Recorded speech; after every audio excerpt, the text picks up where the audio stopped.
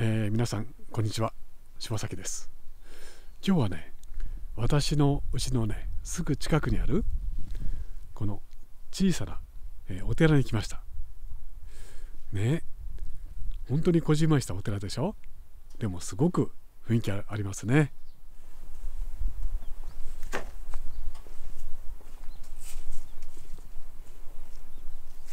はい、これがお寺の境内ですね。昔はね、私も小さい頃この辺で遊んでました。お墓ですね。そしてね、日本の方はよくご存知でしょうけども、そうでない方のためにちょっと説明しますね。こうやって上がり段があって、ここに上がっていくと、ここにねこんな箱があるんですね。これはお賽銭箱って言って、ここに仏様にお願い事するためにここにお金をちょっと入れたりしますね。ほら、もうとっても古い雰囲気ありますね。もう木もこんなに色が変わってます。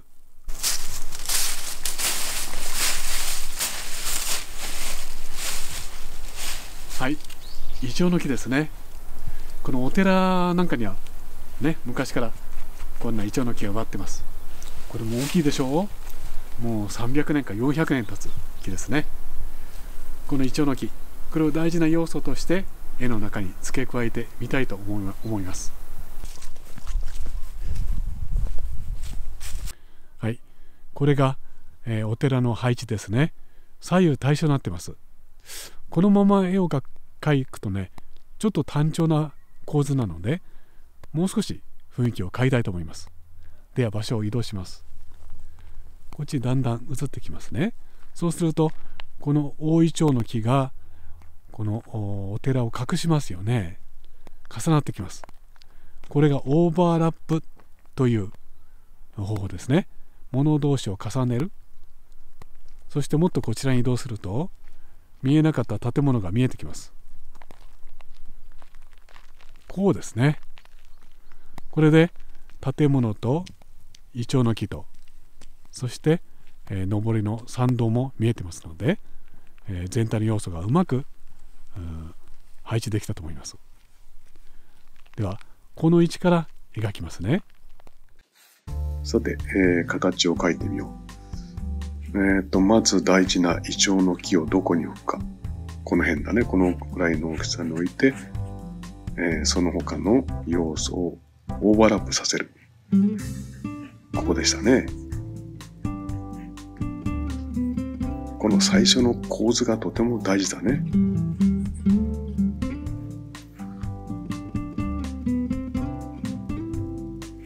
さて、塗ってみようかな。まずはお寺の建物の屋根からこんなピンクの色を置いてみよう。これはちょっと思いつきでもあるんだね。ここが絵を描くときの面白いところだね。直接仕上げの色を最初から塗らない。こういうイメージがとても大事です。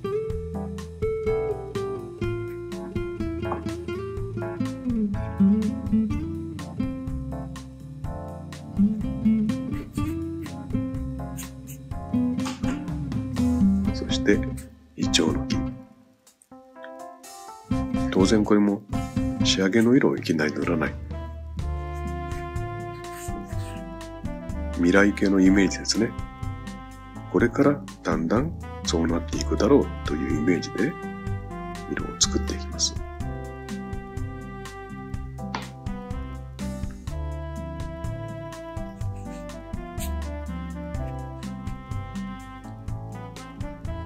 そして木の足元に堆積している枯れたイチョウの葉っぱ。これだって色は中間色だけどもう大胆にだよね。さあ、ここで暗い色を一気に置いて明暗の対比を生かしてみる。この勇気が必要だね。反対に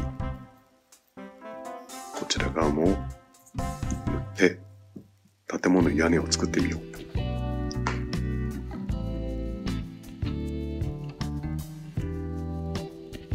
この時にあんまり躊躇しちゃいけないんだね。やっぱり水彩はこの決意、決めるということが大事だね。さて、こうやって絵の具を少し遊んでみたら、ここで色の落ち着きを見て、今潮時だね。ここで引っかいてみる。こうやって細い樹木をね、描くと面白いんだ。左の樹木も描いてみよう。こうだね。これはもうマスキングなんかに頼っては絶対ダメだね。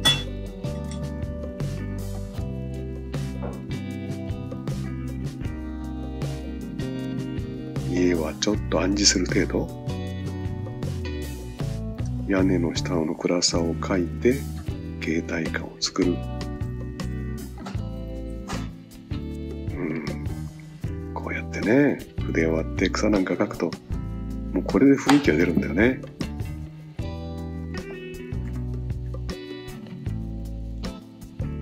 手前にはブルーなんかを塗って、この黄色やオレンジの補色対比だね。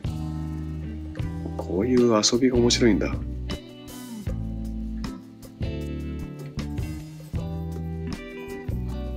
さて、大切なこの大イチョウの木を描き込む。でもそうは言っても、やっぱり明暗、日向と日陰を大きく掴むだけだね。ただこの枝ぶりなんかをね、よく観察して書き込んでいく。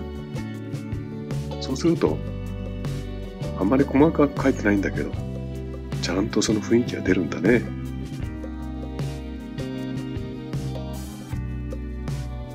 ここは引っかいて、手前にある明るい日の当たった枝を作る。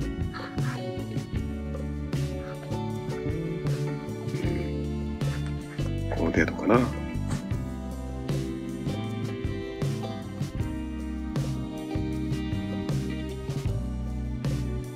建物に少しお化粧して屋根瓦をちょっと暗示する。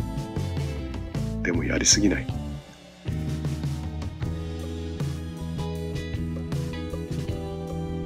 山門の右側にある向こう側のイチョウの木。これも描きすぎない。手前はどんどん遊んでみる。でも髪の白さは残して明るい日差し。これを表す必要あるね。つい全部色を乗っけてしまってね、ドロンとした絵になってしまうけど、やっぱり髪の白を残さなきゃいけないね。筆を割って草を描く。面白いね、この辺りは。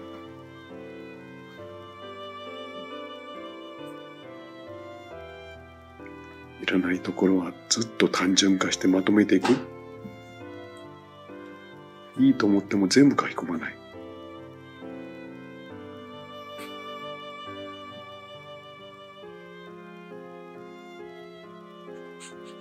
この辺りだね。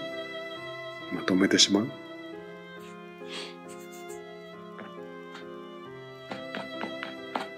ちょっと細部のディティールもやって。さあ、ここに入り口のお寺のこの面を描いて出来上がりだね。はい。今回はひっそりと佇む古いお寺とその門のところに立つ、大きなイチョウの木をテーマに描いてみました。左右対称に見える要素を描くときは、その正面から描くだけではなくて、少し位置をずらしてみて、要素が互いに重なるように配置すると、絵もまたずっと面白くなると思いますね。いかがでしたか？あなたもぜひ水彩を楽しんでみてください。今回のこの作品が、参考になったなと思いましたら、評価と、そしてチャンネル登録もよろしくお願いいたします。最後まで、見てくれてね、本当にありがとうございました。それではまた。